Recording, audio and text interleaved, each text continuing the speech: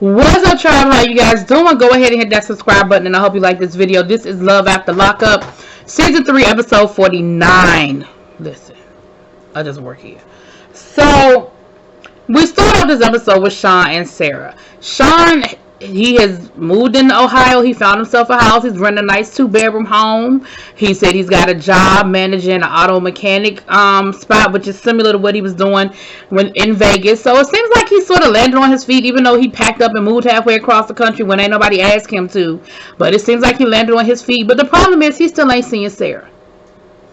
He said every time him and Sarah, try to plan something, something always comes up, and she ends up having to cancel, and she just stands him up altogether.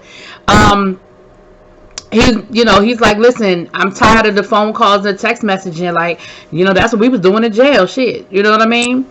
So then we flip over to Sarah. We see that Sarah is taking care of her daughter. She said, listen, I went to jail when my daughter was 6 months old, and it's really hard having to watch your daughter grow up through pictures. And so I'm just really just trying to be there for my daughter and be a good mom and make up for lost time. And like, I understand,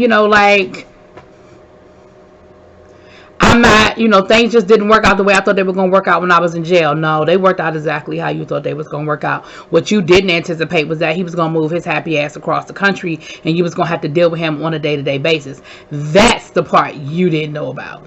Because you was fine with him living in Vegas and just cash apping you. That's what you was fine with, okay?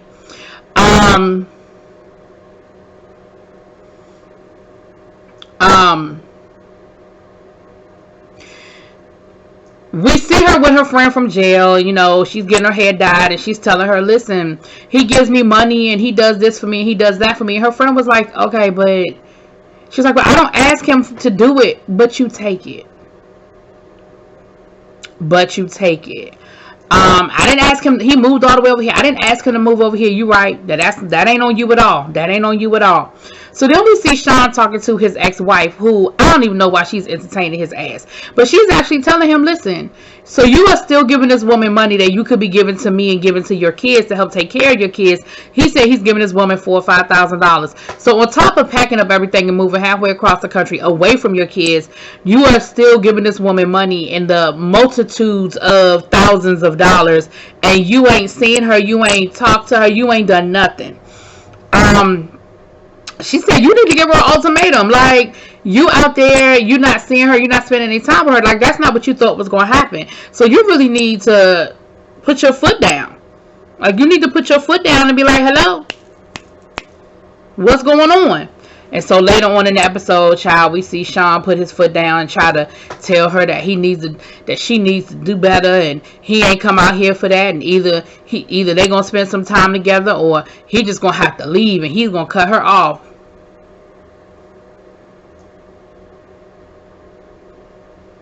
Ain't nobody worried about that, Sean. Ain't nobody scared of you. Then we have Lisa and Stan. And like I told y'all in my last review, every time we see Lisa and Stan, I just feel like we are walking into the fucking Twilight Zone. So Lisa comes back after she been gone a whole night. And she is dressed like she getting ready to go on a job interview, right? And, of course, Stan is like, well, you look nice. And she said, listen, I've been praying on this, and I'm just trying to live right. I'm just trying to give my life over to God.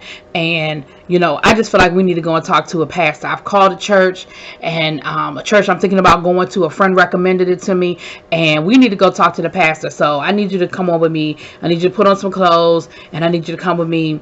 And mind you, if this was the next day, he was laid up on the couch. Laid up on the couch sick the day before. But okay, you want him to get dressed, and you want him to go because we need to go talk to, and we need to get some spiritual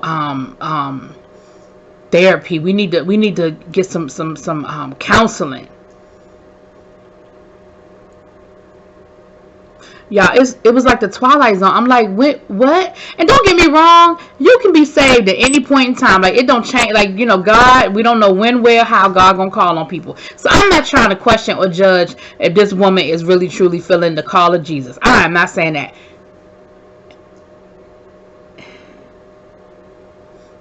But I guess I am, to a certain extent.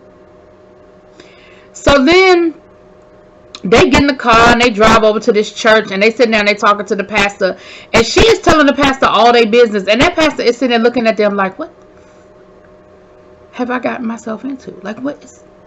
Like, he felt like he was in the Twilight Zone.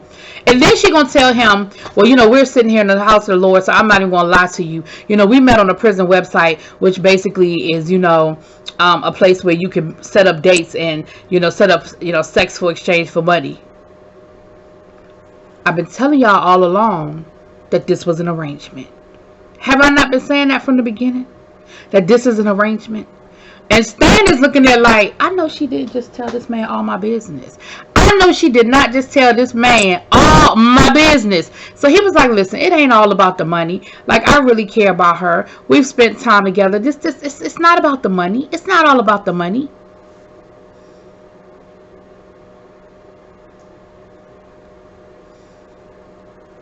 Y'all, it's crazy as hell to me. Anyway, then we got Christina and John Child. They down renting the place for the wedding. He done had to get a lady 3 credit cards to put down the deposit to pay for the damn place. She want her sister to come. I know what happened between me and my sister, but she's my sister. She was my best friend. I love her. I miss her. I want her to come to my wedding. You want everybody at this damn wedding, child. John is like, I just don't think that's a good idea. I don't think that's a good idea. So later on in the episode, we see her call her sister and leave a message on the sister machine. So they supposed to be meeting for her final fitting, her mom. And she invited her sister because she wants her sister to be her maid of honor. Of course, her sister don't show up. The mom is worried that the sister is back on drugs and back out there in that drug culture. And so she's worried about that. And Christina got on that trip. Why y'all keep setting that woman up? First of all, we still trying to figure out who the fuck who did her makeup for that confessional and got her eyebrows looking like this. We still trying to figure out who did that. And now we want to know who the fuck put her in that dress. Who told her that was a good idea? I'm sorry. A bride should look beautiful on her wedding day, and that dress ain't it. And I'm sorry, Christina. I think you're a sweet person. I don't wish you no bad, but whoever told you that dress was a good idea failed you, ma'am. They failed you. Unless it's free. Now, I mean, if it's free, you make it work. But unless it's free, I don't know who gave you that dress. I don't know who told you to put it on. I don't know who told you it was a good idea. That was a lie. That was a lie. From the depths of hell. Anyway.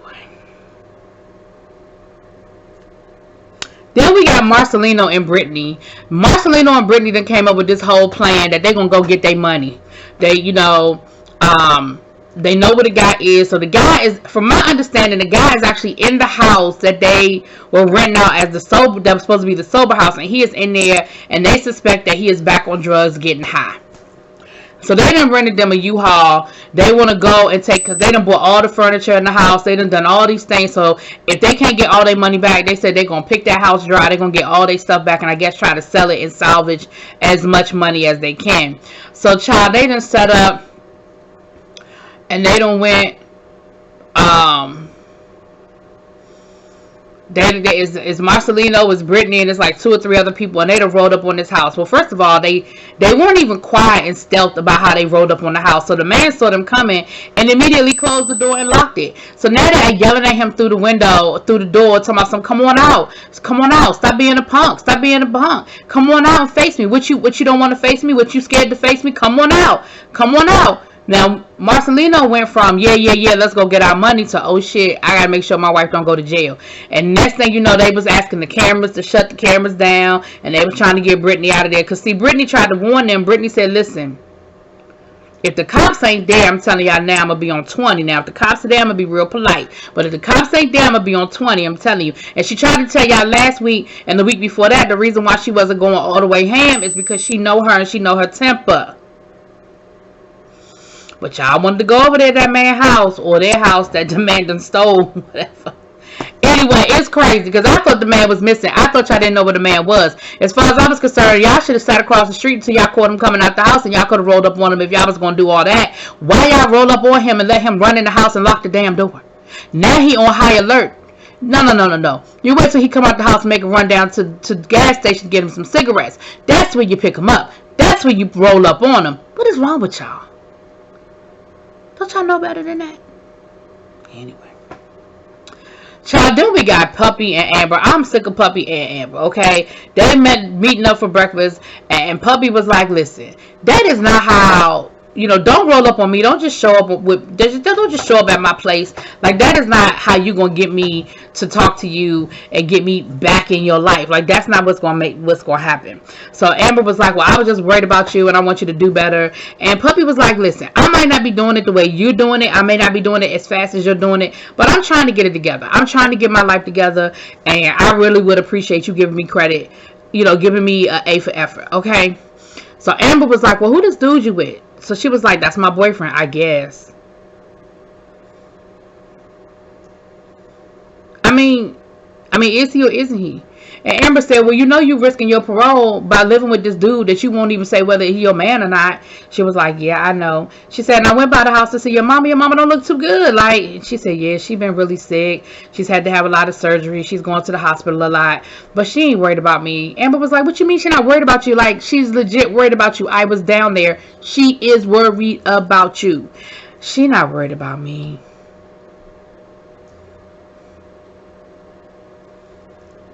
Girl, what's wrong with Puppy?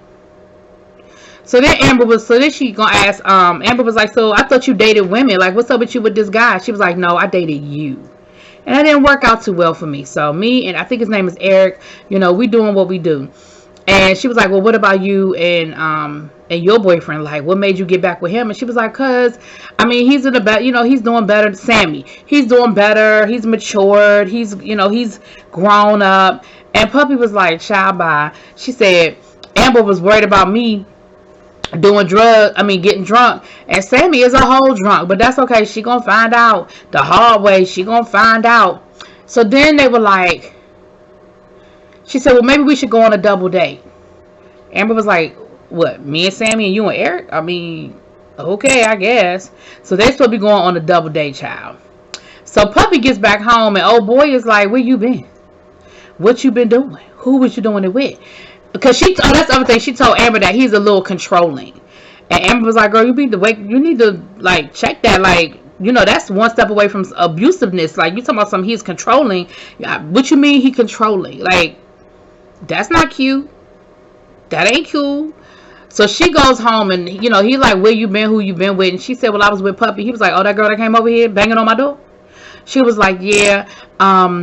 She was like, she's just a friend. He was like, but ain't she your ex? She was like, yeah, she's my ex, but she's a friend. He was like, I don't know about that exes and friends thing. I ain't never been able to be friends with my ex. I don't know how I feel about that. And she was like, don't worry about it. It's all good. She's my ex. It's nothing. You don't have nothing to worry about. He was like, all right then. That's what you saying. But I'm telling you, I got my eye out because I'm not feeling that. So then she was just like, she said, well, let's go on a double date. He was like, a double date? All right, I guess. So anyway, child, I'm sure that's going to be a whole damn mess when we finally get down to it. Anyway, that's what it was. Y'all let me know what y'all think. Drop it in them comments. Peace.